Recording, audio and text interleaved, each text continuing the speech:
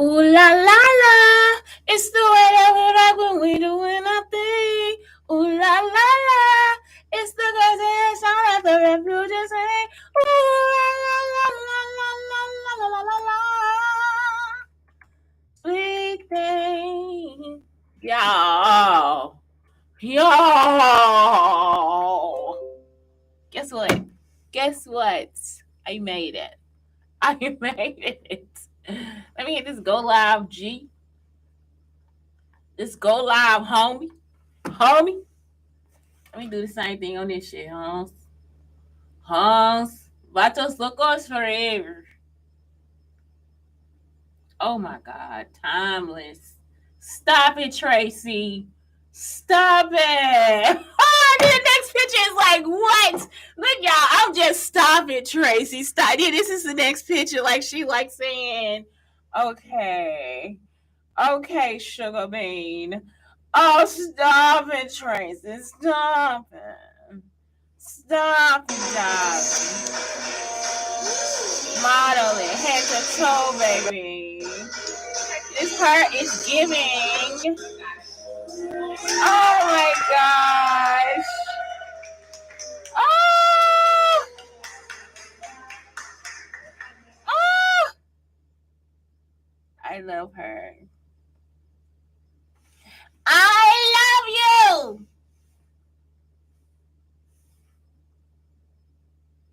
I love you. I love you. Even though I never got to know you. I love your skin and your fingernails and your hair too. I love you. I love you, Tracy. I love you. Okay, y'all. Because she is just she's part of my personality. That's it. Tracy is part of my personality. She is the cutest. She is the cutest. And she's older than me, so she might be like, if she ever met me, it's like, oh, just like I am with Pinky. Oh my God, it's Pinky. It's Pinky. It's Pinky. I love Pinky, y'all. Pinky be like, no, don't curl her hair. Just let her see her and be herself. I love her so much. I love Pinky, and Pinky is still taking care of other people's children. Like, it's like Pinky is the best. Like Pinky is and has become the auntie that you want to see. Like, ooh, I bet she smells good. I bet she smells good like strawberries.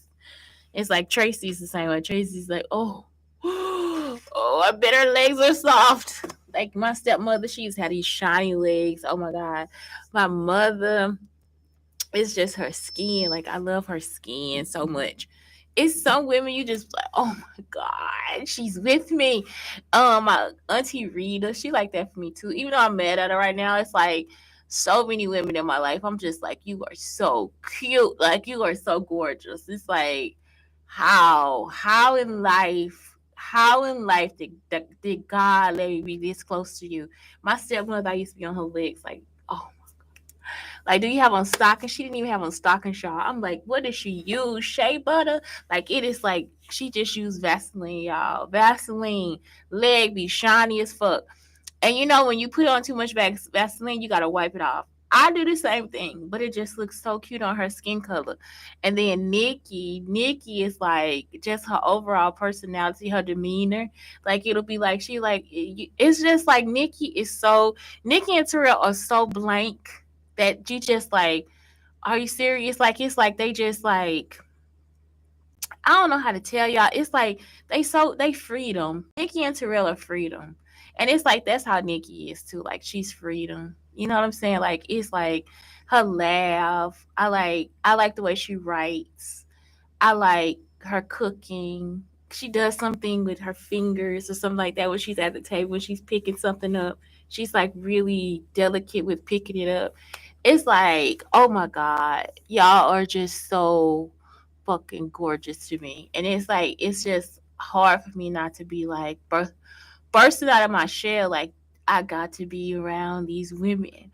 I got to be around these women. Like, look at them. Like, they are really cool. Like, it's like, you know what I'm saying? Like, in the room, I would just be like, oh my God, this is my family. Like, that's what I wanted y'all to see. It's just how this is my family. Like, this is not a joke. Like, these people in this room are my family. You know what I'm talking about? It's like, I don't know. I don't know if they know that sometimes my life is unreal to me too. Like, it's like, this is my family. This is Pinky. This is Pinky. This is Nikki. You know, this is Tracy. This is Rhonda. This is Beyonce. You know what I'm saying? This is Kelly.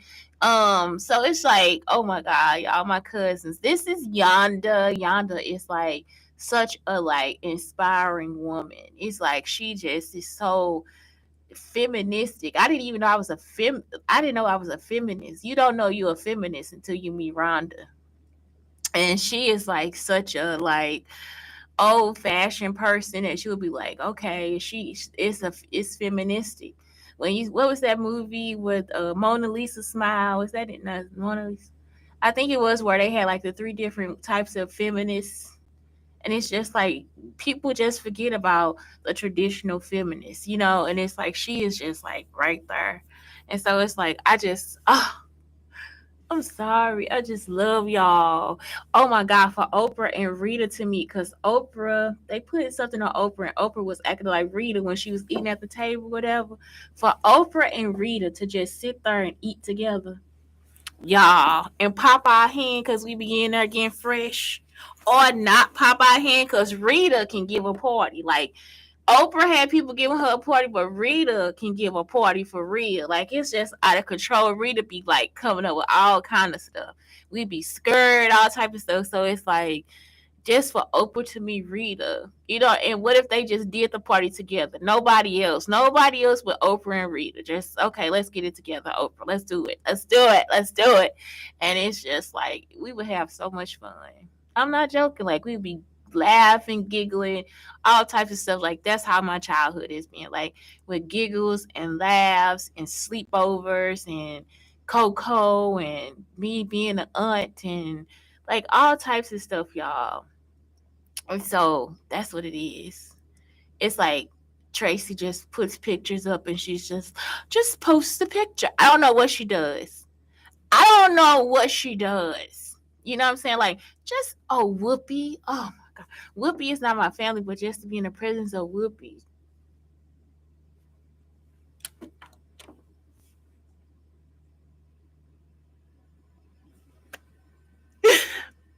I'm so sorry.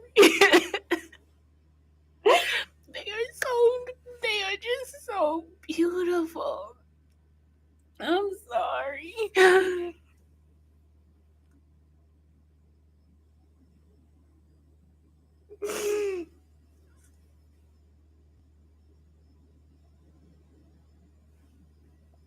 That's the only person I could just look at and be like, okay, we don't need to do that.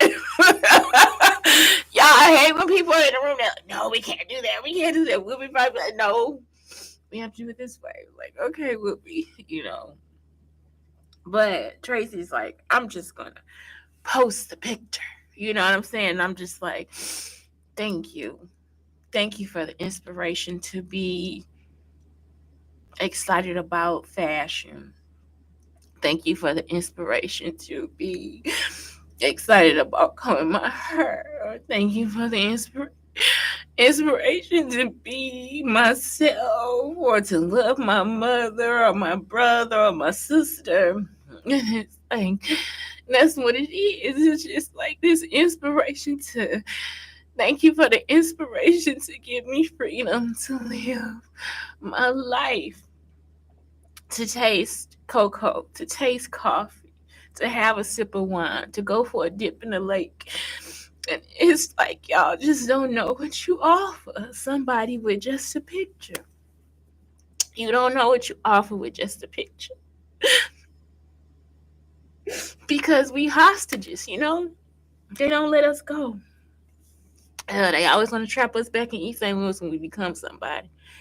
And that's going to stop too, because I'm going to kill y'all if that's the last thing I do, because I want them to be able to dip their toe in the ocean and swim. And when they retire, they should be able to choose where the fuck they want to go. East St. Louis is not the place they have to be. I promise you, I'll kill you. Anyway, let's get back to work, y'all. Okay, so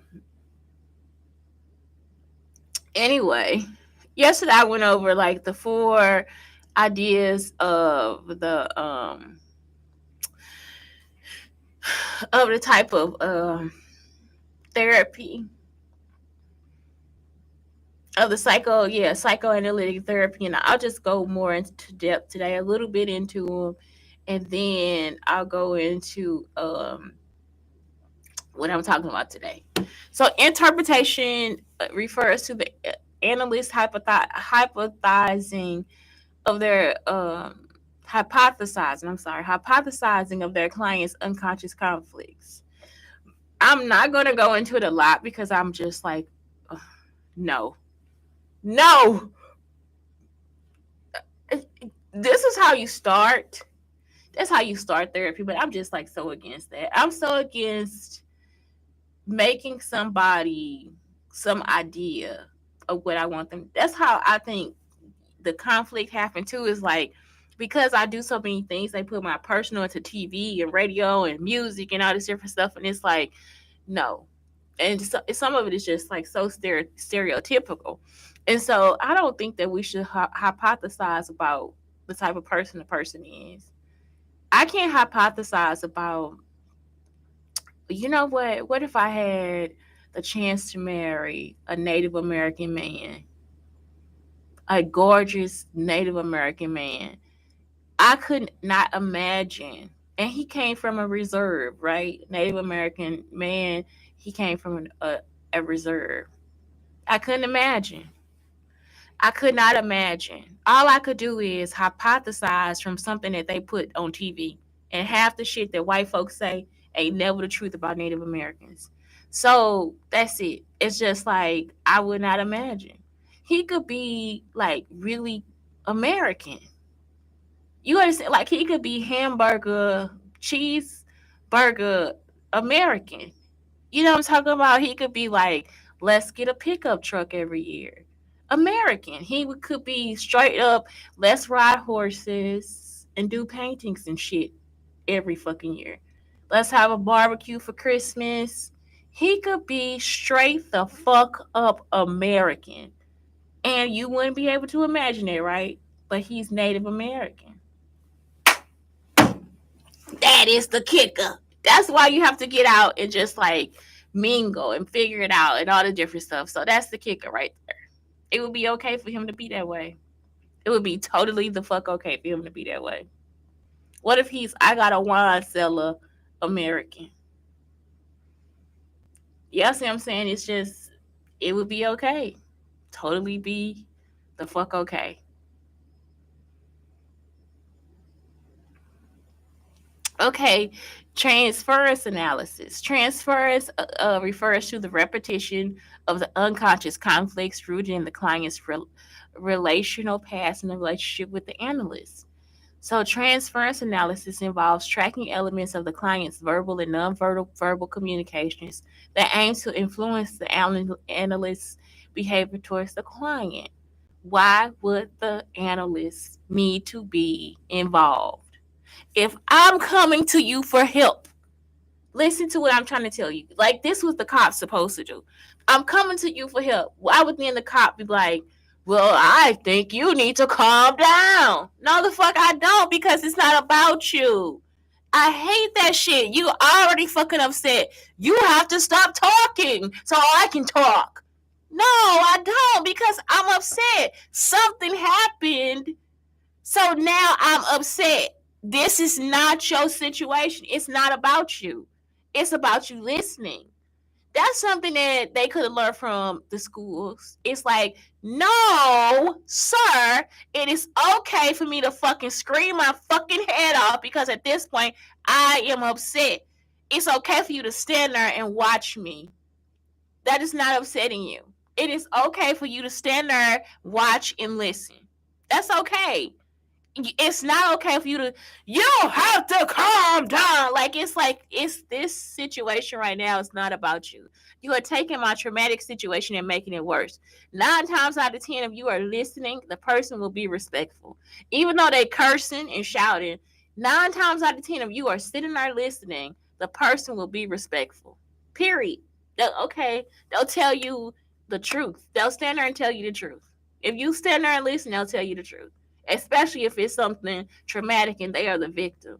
I hate that shit. It's like, I have to tell you. You don't have to tell me shit. You don't have to tell me a goddamn thing. Tell me the solution. You understand what I'm saying? That's what it is. Give me the solution. Every time I go to the station, y'all, they don't have shit to say. But you have to do. No, I don't. I don't. You have to. And so that's not good either. That's why that Freudian shit don't work. Like, it's like, motherfucker, shut the fuck up and listen. Motherfucker, I need to fucking cuss right now, motherfucker. I'm not calling you a motherfucker. The word motherfucker just seems to roll off my tongue in a very eloquent way, and I like to say it. It's nothing towards you. Well, I'm not gonna be too many more of them motherfuckers, but bitch, you understand now that you can be a bitch then. Bitch. Y'all understand what I'm saying? Because it's really not towards you. Okay, technical neutrality. Technical neutrality refers to the analyst's commitment to remain neutral and avoid taking sides in the client's internal conflicts. Exactly. The analyst strives to remain neutral and non-judgmental by maintaining a clinical distance from the client's external reality.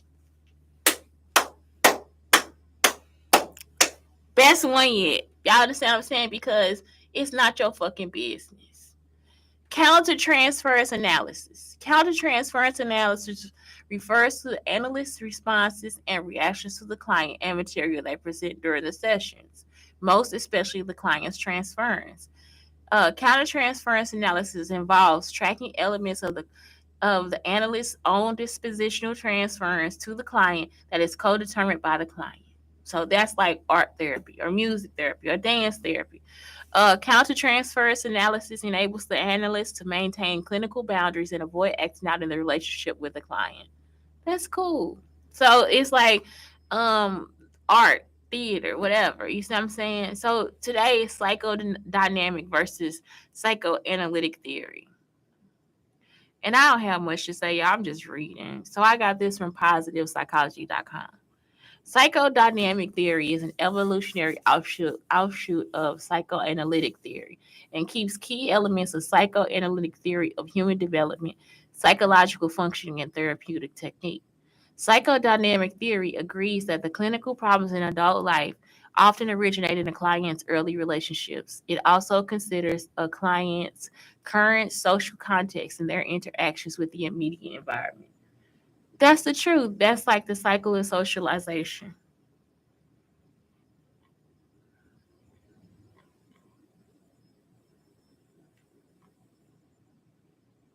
Okay.